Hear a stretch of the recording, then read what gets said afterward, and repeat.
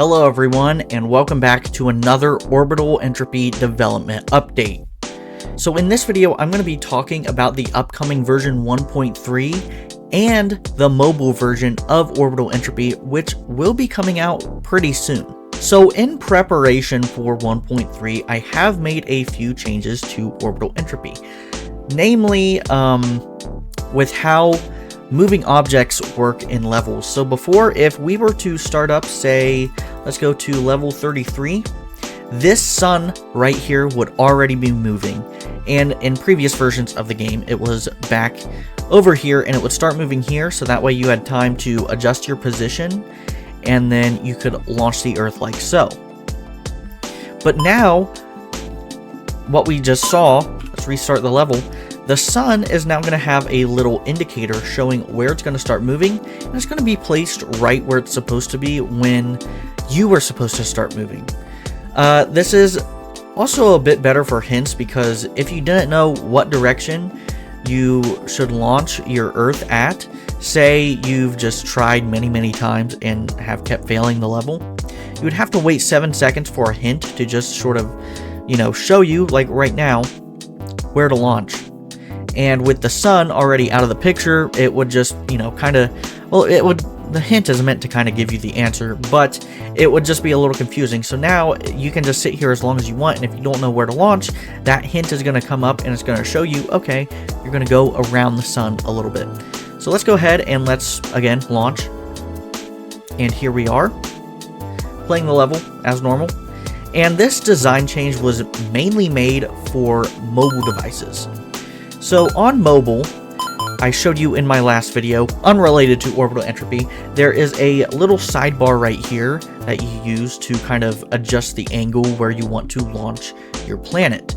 So let's go ahead and go to level 11, because level 11 is a level where there's two moving objects and they're orbiting each other.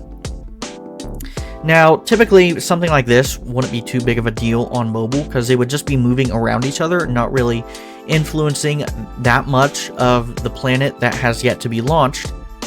But, like we saw in level 33, and another example is level 19, is if something is moving across the level, it's hard to adjust your aim when it's already moving.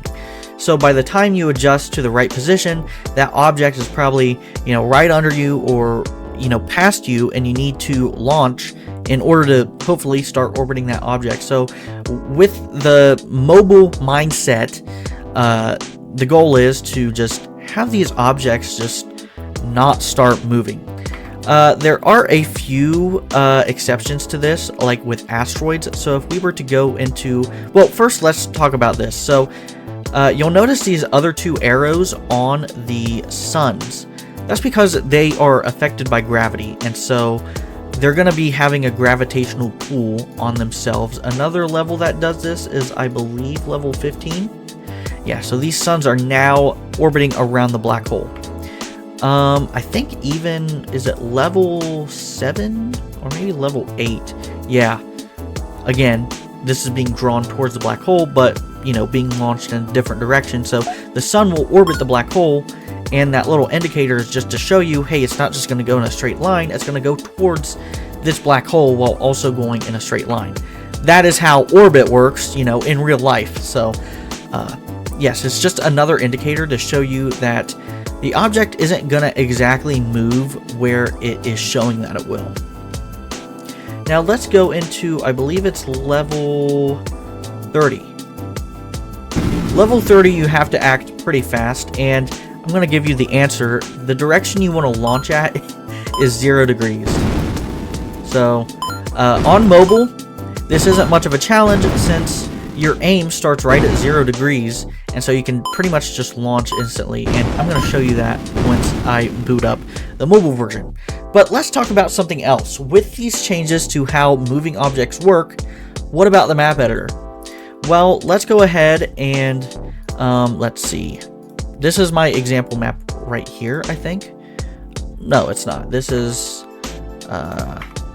my example for how old movement works. Let's go back. Let's create a new map. So if we want to make a moving object, instead of do physics, which was the previous variable that would allow objects to move, it's now set to start launched. So it's much like the asteroid. The asteroid had a variable called start launched, and now any object that can move is going to have this same variable. And so with suns and stuff, do physics is now its separate variable. So if we were to change this to an actual sun, because black holes, they don't, you know, they're the largest object in the game in terms of mass. So let's go to the sun. If we wanted to say add a star right here, so a black hole right down here, and we wanted the sun to start launched, and we wanted it to launch in this direction, but we don't want it to orbit the black hole, we would keep do physics set to false. So let's save this map just as example. You're going to notice there are a few changes in terms of naming levels, and it's going to show you the name of the level inside the game. Before, it would just be in the title bar, so if you were full screen, you would only have this to go off of. It's also going to show the ID down here too, rather than up here. So let's go ahead and play this map, so we have to load it in. Now, if we launch the sun, it's not going to be affected by the black hole. Let's go back to the map editor, load this example, and then change do physics to true. Save this, play map, and now we're going to see the sun is influenced by the black hole. So, what about old maps? So, old map we have right here is example 102. Now, when I play this, I think it's going to save a new version of the map. Spaces will no longer be in file names. They will now be replaced with underscores. And so, the name of your level doesn't really affect the file name that much, because the file name is going to be its own thing. So if you have a space in the name of your level, that's not going to show up in the file name. It's just going to replace it with an underscore. Let's go ahead and play this map. We're going to see that this asteroid is moving. That's because it's an older map. We're going to see it just saved it down here. It's a new version. And so with older maps, they're going to have the old movement value set to true. So let's again close. Let's load a map right here that's called a 1.2 map. So in this map, we have a sun that is just going to start launched. And so we're going to see do old movement is set to true. So as soon as we play this old map, it's going to start moving. That way, any maps created in an older version that have moving objects, they're not going to break. So if you want to update your map, you can, but it's not necessarily required, because that new movement, that old movement is still going to be retained in the map. So that's just one way to, I guess, keep the old systems still working. So let's go back to main menu, because that's pretty much all I wanted to show for 1.3. And now I want to talk about the mobile version of Orbital Entropy. Alright, so I have my phone. I'm going to start the recording. And boom, Orbital Entropy gameplay from my phone. So, I don't think I showed this. There's actually an options menu that's now going to be on all platforms. So if you're not on mobile, this first open debug screen, that's actually going to be full screen. Because since you don't have a keyboard on mobile, there's no way to press the F3 key. So if you want to see some debug statistics, you can. But let's mute the music. And so that is no longer on the title screen. That's now within this options menu. There's a report and issue feature, which I made specifically with mobile in mind. The game doesn't have a lot of views where it is right now on itch.io. And so with it being on the Google Play Store, because that's where I plan to launch this, an iOS version is not in my sight at the moment. I would need a Mac to develop that. At least I believe, unless there's a way to get around that. But with GameMaker, there's no way that I know of. Anyways, I'm going to have this on the Google Play Store. So with the Google Play Store, there's going to be, I feel, a lot more eyes on the game. It's going to be free, and I'll get into why it's going to be free in a bit, because I was planning on charging like 99 cents for it. But I figured with more people probably seeing this and maybe just downloading it once to test it out, if they find an issue, I want to have a way for them to report that issue. So there's a button that says report an issue. It's going to take you to a Google form you can fill out, and you can do this on any platform. You can describe what issue is happening, and it'll get right to me, and so I know what to fix in the game.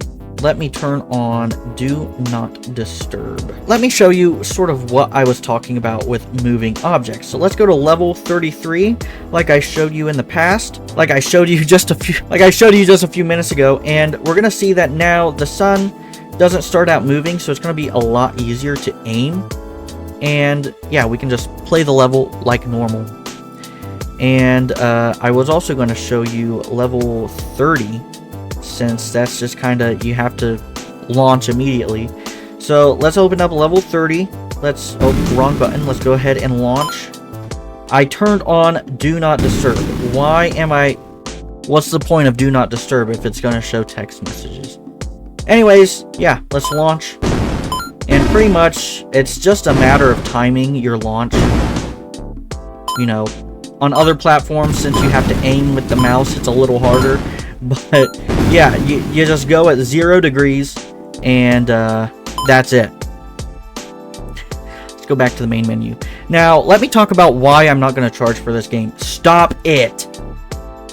Gosh, airplane mode. Goodness sakes. Let me talk about why I'm not going to charge for this. I was going to charge for it because I was planning on including the map editor with this, and I felt, okay, it's the full work. I want to make a little money off of it, so I'm just going to charge 99 cents. However, since I can't get the map editor in the mobile version, it's going to be free.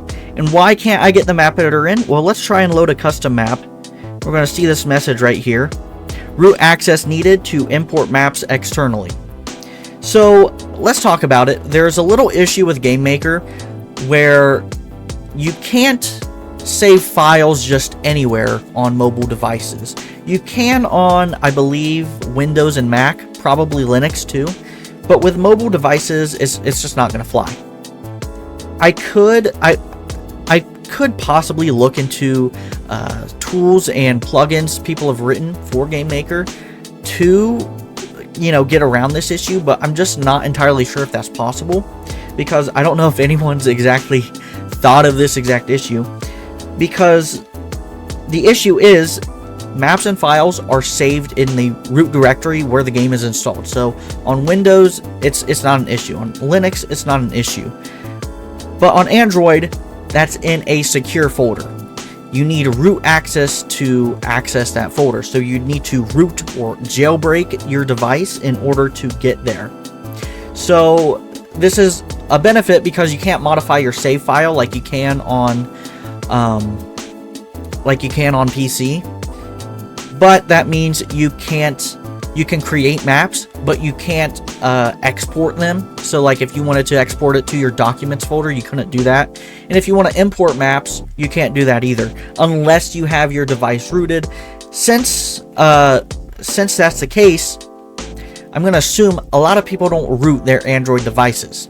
A lot of people are probably just the average user. They're not an advanced user. So I felt it would be best to just scrap the map editor for mobile. It was also going to be a bit of a challenge to try and flush out everything and make it a perfect experience for mobile, because it's designed with a keyboard and mouse in mind, not exactly a touch screen. So for mobile, the map editor was going to be a bit of a challenge. And because of that, I figured I'm going to cut the map editor. When I release the game, I'm just going to release it for free. I know there's a bit of a cost in getting your apps on the Google Play Store and the App Store. So, both Android and iOS versions, if an iOS version ever comes out in the near future, they're not going to have the map editor, at least until I find a solution, which at this point I'm feeling is just, probably an impossible task just with how GameMaker works. The only other way I could see doing it is to port this game to a completely different engine, which I think would also be quite a monumental and impossible task, because everything in this game is designed around GameMaker. To import it into something like Unity, it's going to involve a whole rewrite of how planets behave. Right now, this isn't in my scope. Unfortunately, the map editor is going to be cut on the Android version of the game, but it is going to be free, so anyone can just download the game. I'm not planning on running ads in the game, so hopefully people like that too and they enjoy the game. So with that being said, I guess this video has come to an end. I guess that's all I wanted to show. I wanted to show version 1.3, how it is in process, and give you a little taste of what the mobile version will be like. And so I guess I just hope you enjoyed this video. There is a beta for 1.3 on itch.io, only for Windows right now, and it's a little behind what I showed you today. So I think there's actually going to be a bug in it because I just fixed a little issue before recording this video. Anyways, if you liked the video, consider leaving a like, consider leaving a comment if you have any thoughts. Yeah, just anything. If you want to subscribe to the channel for more, I wouldn't be opposed to that, but I don't really want to ask for subscribers, but I will. Anyways, I guess that's it for this whole video. Thank you so much for watching, and I hope you all have a good day. Goodbye.